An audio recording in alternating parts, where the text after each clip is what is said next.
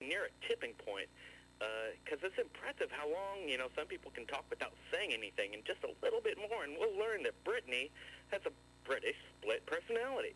And why would we want to know all there is to know except that? I mean, that's pretty much everything. That's distraction that has to be constantly broadcast to the public. I mean, I know you've watched the show for a long time, so we've gone over the nature of how the propaganda matrix works. It has to give you constant distractions. It has to turn you into a slave to entertainment, a slave to your own appetites, so that you're not thinking about, the fact that your country's going down the tubes. Yeah, but you're not hearing what I'm saying. I'm saying you put a little bit more air in that balloon, and that balloon will pop. It's already popping. I mean, look at all the research and all the studies. Americans are massively turning away from the television. When I was at Randall's the other night buying some cold medicine for my wife, and the two guys, it blew me away. I picked up a magazine, the Scientific American, because I saw some interesting stuff on quantum mechanics on the cover, and the two guys that were the bagger and the checker start talking to me, and they knew more about it than I did. And these were like 19-year-old guys. And we had a conversation for probably about 20 minutes. They knew about the CFR, they knew about the North American Union, they knew about, their knowledge, and I think, we've won. We have won. We've won the information war. And that's the only reason there hasn't been more terrorism. There hasn't been, and they're trying everything that they can now to move us in different ways into their agenda.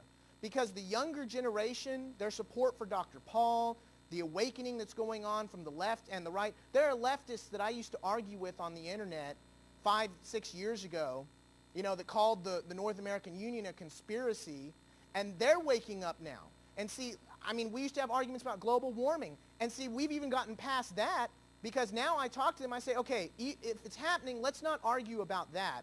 Because I do believe it's happening. But let's focus in on how the elite, how the transnational corporations, how the transnational organizations are going to use that as a pretext for more control. They all understand that now. They agree with that. Well, the one thing that I'll say that I'm worried about is some of these issues turning into the new Britney Spears. You understand how that can happen too? What do you mean?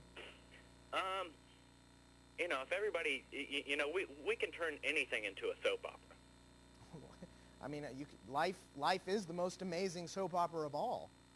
But as long as there's open and free discussion, and having 2 points to everything, then we're in a lot better shape than everybody rallying behind even something like global warming. You need to hear the other side of all these issues. Well, and I agree, and we all have to be willing to confront our own prejudices, and that's one of the most powerful tools that controllers throughout history have used against the population.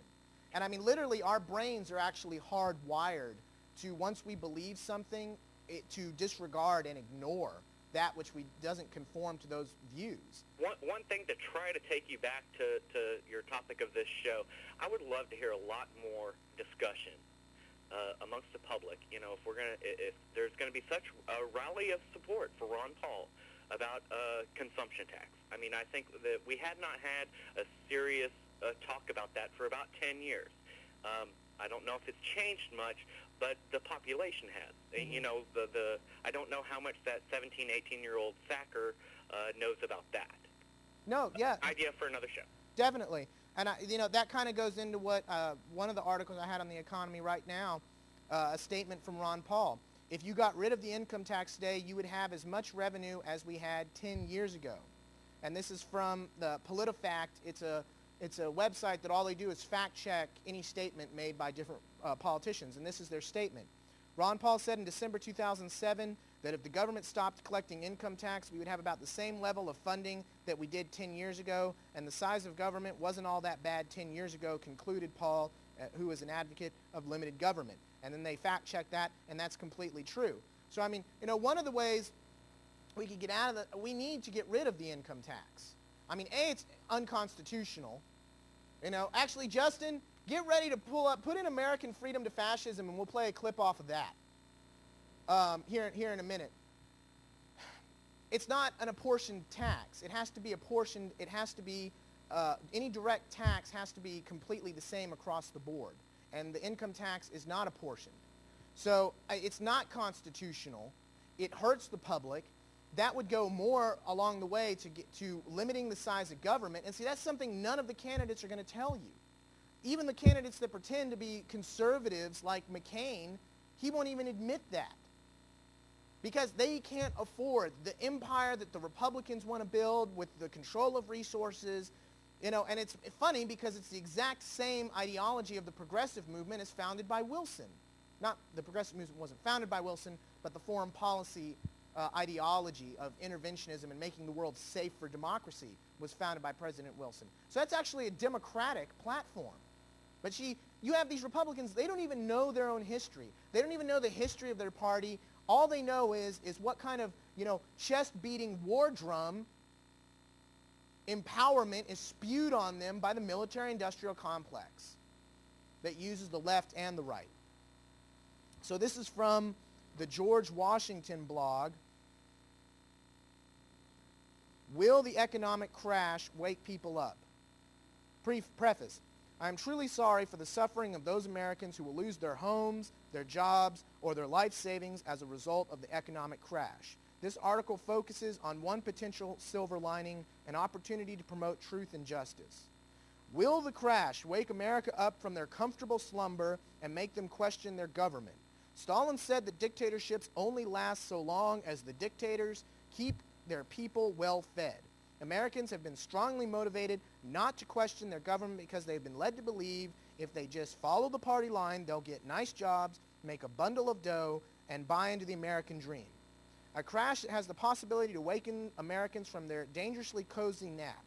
It has the potential to get Americans to open their eyes and start questioning the lies they've been told about everything from the war on terror to provocations from hostile foreign nations to voting in the U.S. We had clips for you today. Literally in New Hampshire, it's a nightmare. It's a nightmare what we're dealing with. In New Hampshire, they have Bev Harris of Black Box Voting, and I really encourage all of you out there, find out about black box voting. Go to blackboxvoting.com and watch this video. I wanted to play it for you today, but we had a malfunction. That was one of the reasons we were so late when we got in here. Literally, they're up there following the state, it's either the state attorney general, whoever's in charge from the state of the recount process. They're following him around with camcorders. The government people are literally running, trying to get away from them for hours at a time, leaving the ballots in completely accessible areas. The stickers that go over the ballots can be peeled off and put back on the seals over and over and over again. The criminality at this point is and that's what's frightening. I mean, if you watch this video, look at their body language. Look at the way that they're behaving. Look at the way they answer her questions when she's just trying to ask. Why is this being done this way? Why have you moved them from the secure vault to this completely open area? And then they sneak into the open area later on. So that in itself is just ultimately frightening. Stocks cap, volatile week. The CFR's our savior. Asia Times. Going bankrupt is the U.S.'s greatest threat. And yes, it is. That is the greatest threat. The military adventures of the George W. Bush administration have much in common with the corporate leaders of the defunct energy company Enron. Both groups of men thought that they were the smartest guys in the room. The title of Alex Gibney's prize-winning film on what went wrong at Enron. The neoconservatives in the White House and the Pentagon outsmarted themselves. They failed to even address the problem of how to finance the schemes of imperialist wars and global domination. As a result, going into 2008, the United States finds itself in the anomalous position of being unable to pay for its own elevated living standards or its wasteful, overly large military establishment. Its government no longer even attempts to reduce the ruinous expenses of maintaining huge standing armies, replacing the equipment that 7 years of wars have destroyed or worn out, or preparing for a war in outer space against unknown adversaries. And it really goes on. This is like a Hate America article where they just jump up and down and say that we're getting exactly what we deserve. And that is true. Now that we've alienated the rest of the world, now that we've committed all these wars of aggression and occupation that we couldn't afford and have blown out our economy, who do you think cares anymore about the United States? But you see the American people running to the same monsters that have committed this atrocity now to save them. That Hillary Clinton's going to save them. Oh, the outer space wars? Well, yeah, we broke all the treaties and we're weaponizing space. That's Donald Rumsfeld's, wet dream. And I got quotes from him that are lovely today. And here's Kramer calls for investigation of Fed. And if you don't know, Kramer's this guy, popular financial expert, Jim Mad Money Kramer, he's on MSNBC, has called for the Federal Reserve to be investigated in light of recent wild interest rate cuts. I actually want to call right here for an investigation of what the Fed did. An investigation of the institution, because I think the institution has been behind almost every boom and bust that we've had for many, many years.